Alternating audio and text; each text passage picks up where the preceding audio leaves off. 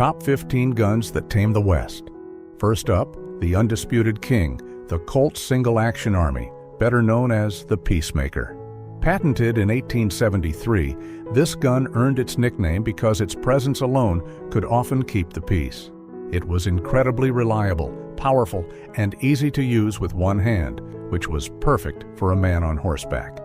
Lawmen like Wyatt Earp and outlaws like Billy the Kid both trusted their lives to the Peacemaker, making it the most iconic sidearm of the era and truly the gun that won the West.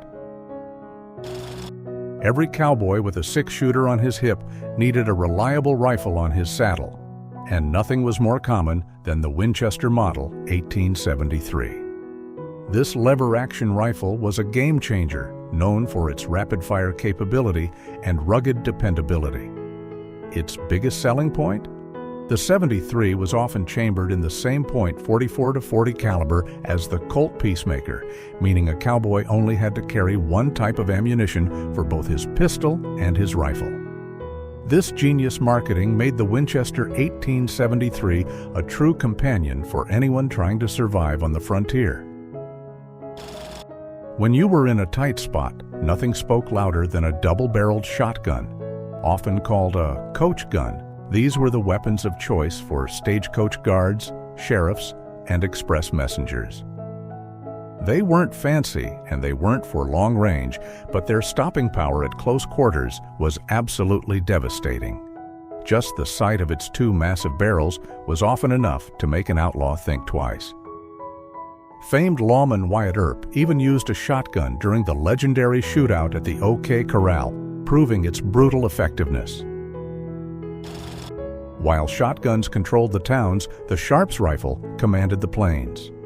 This was the buffalo hunter's rifle. Nicknamed the Old Reliable, the Sharps was famous for its incredible long-range accuracy and powerful cartridges, which could take down a 2,000-pound bison from over half a mile away.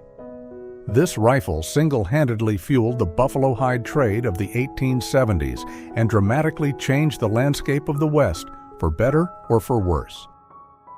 It was a tool of commerce and conquest, all in one.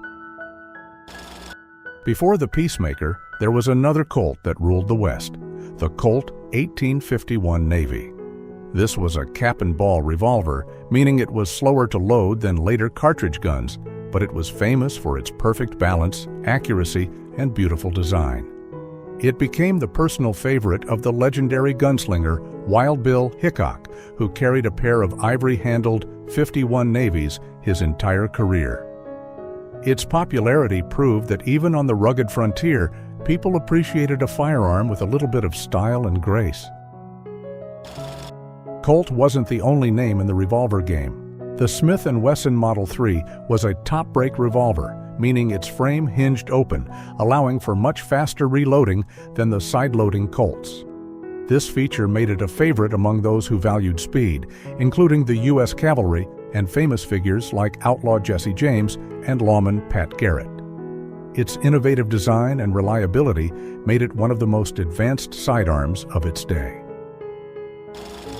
The direct ancestor to the 73, the Winchester 1866, got its nickname Yellow Boy from its distinctive brass receiver.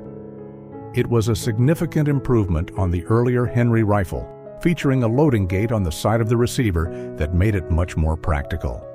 This reliable and fast-firing rifle became incredibly popular with Native American tribes, including the Sioux and Cheyenne, who found it to be a formidable weapon in conflicts with the U.S. Army.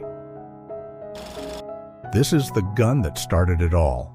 The Colt Patterson, named after its place of manufacture in Paterson, New Jersey, was the first commercially successful repeating firearm. Invented by a young Samuel Colt, it gave a user 5 shots before needing to reload.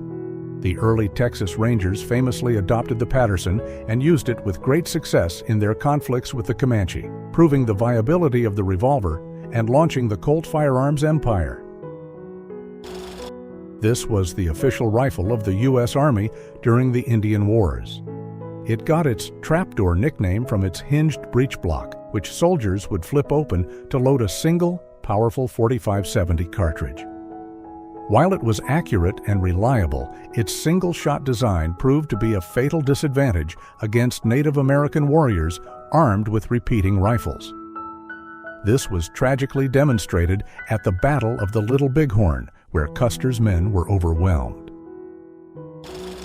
Developed in collaboration with Texas Ranger Captain Samuel Walker, the Colt Walker was a true monster of a handgun.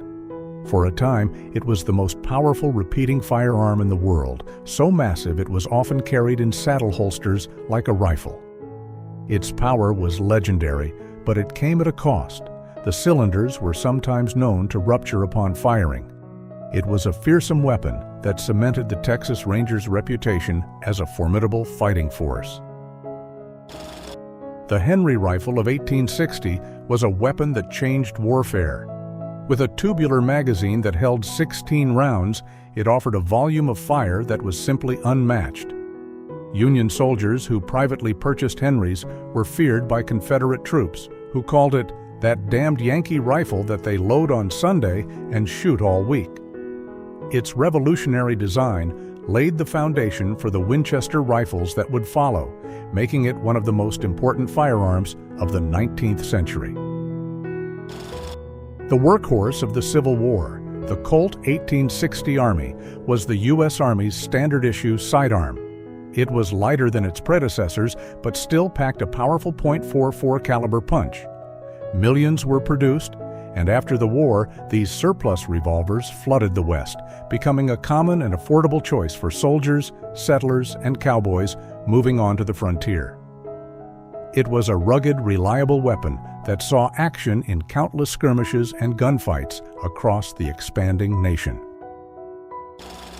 Alongside the Henry, the Spencer repeating rifle was another game-changer from the Civil War era. Holding 7 rounds in a tube magazine in the stock, it was more durable and faster to reload than the Henry. The U.S. Army officially adopted the Spencer, and its rapid-fire capabilities gave Union cavalry a decisive edge in many battles. After the war, it became a popular choice for frontiersmen who needed a reliable rifle that wouldn't let them down. A major competitor to Colt, the Remington Model 1858 was known for being tougher and more durable than its rivals thanks to its solid frame design. Its most praised feature was the ability to quickly swap out an empty cylinder for a preloaded one, allowing for a remarkably fast reload in the heat of battle. Though it never surpassed Colt in sales, its strength and reliability earned it a loyal following, including Buffalo Bill Cody, who reportedly used one for many years. Our final gun proves that size isn't everything. The Derringer was a tiny, single or double-shot pistol, perfect for concealment. It was the weapon of choice for gamblers, saloon girls, and anyone needing a last-ditch surprise. Though it lacked range and power, it was deadly in close quarters. Most notoriously, a Philadelphia Derringer was the weapon used by John Wilkes Booth to assassinate President Abraham Lincoln, proving that even the smallest firearm could alter the course of history. What's your favorite gun from the Old West? Let us know in the comments below.